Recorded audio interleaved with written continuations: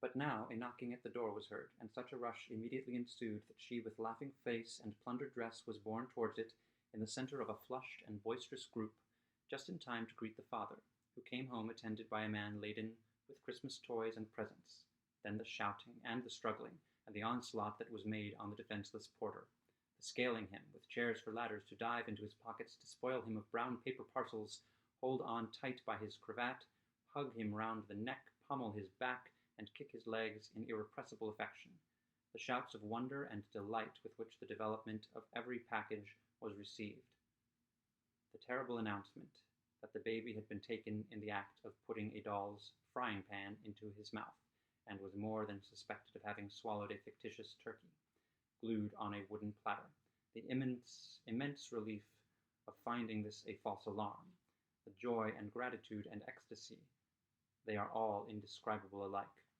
It is enough that by degrees the children and their emotions got out of the parlour, and, by one stair at a time, up to the top of the house, where they went to bed, and so subsided.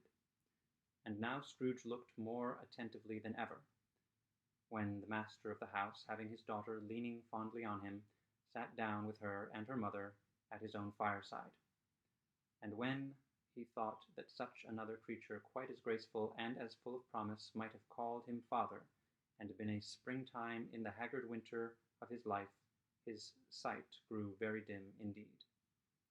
"Belle," said the husband, turning to his wife with a smile, "I saw an old friend of yours this afternoon."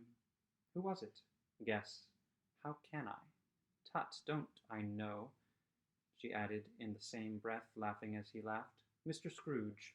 Mr. Scrooge it was. I passed his office window, and as it was not shut up, and he had a candle inside, I could scarcely help seeing him. His partner lies upon the point of death, I hear, and there he sat alone, quite alone in the world, I do believe. "Spirit," said Scrooge in a broken voice, "remove me from this place." "I told you these were shadows of the things that have been," said the ghost. "That they are what they are, do not blame me." "Remove me," Scrooge exclaimed. "I cannot bear it." He turned upon the ghost, and seeing that it looked upon him with a face in which, in some strange way, there were fragments of all the faces it had shown him, wrestled with it. "Leave me. Take me back. Haunt me no longer." In the struggle, if it can be called a struggle in which the ghost, with no visible resistance on its own part, was undisturbed by any effort of its adversary, Scrooge observed that its light was burning high and bright, and dimly connecting with that with its influence over him, he seized the extinguisher cap, and by a sudden action pressed it down upon its head. A spirit dropped beneath it, so that the extinguisher covered its whole form, but though Scrooge pressed it down with all his force, he could not hide the light, which streamed from under it, in an unbroken flood upon the ground. He was conscious of being exhausted and overcome by an irresistible drowsiness, and further of being in his own bedroom. He gave the cap a parting squeeze, in which his hand relaxed, and had barely time to reel to bed before he sank into a heavy sleep. Stave 3. The second of the three ghosts. Awaking in the middle of a prodigiously tough snore, and sitting up in bed to get his thoughts together, Scrooge had no occasion to be told that the bell was again upon the stroke of 1. He felt that he was restored to consciousness in the right nick of time, for the especial purpose of holding a conference with the second messenger dispatched to him through Jacob Marley's intervention.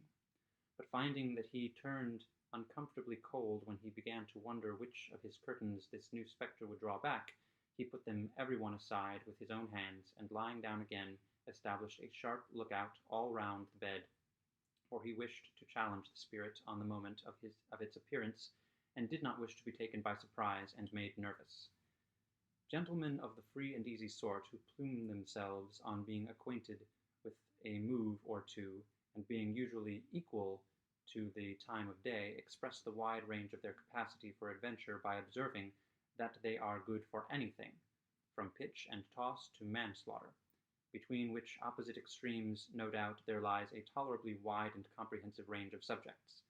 Without venturing for Scrooge as heartily as this, I don't mind calling on you to believe that he was ready for a good broad field of strange appearances, and that nothing between a baby and rhinoceros would have astonished him very much. Now, being prepared for almost anything, he was not by any means prepared for nothing, and consequently, when the bell struck 1, and no shape appeared, he was taken with a violent fit of trembling.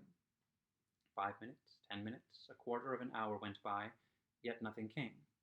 All this time he lay upon his bed, the very core and centre of a blaze of ruddy light which streamed upon it when the clock proclaimed the hour, and which, being only light, was more alarming than a dozen ghosts, as he was powerless to make out what it meant, or would be at, and was sometimes apprehensive that he might be, at that very moment, an interesting case of spontaneous combustion, without having the consolation of knowing it.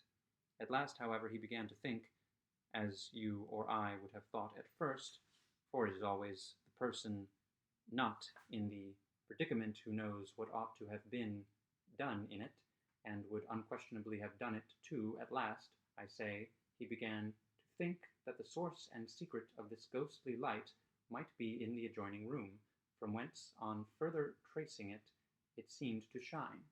This idea taking full possession of his mind, he got up softly, and shuffled in his slippers to the door.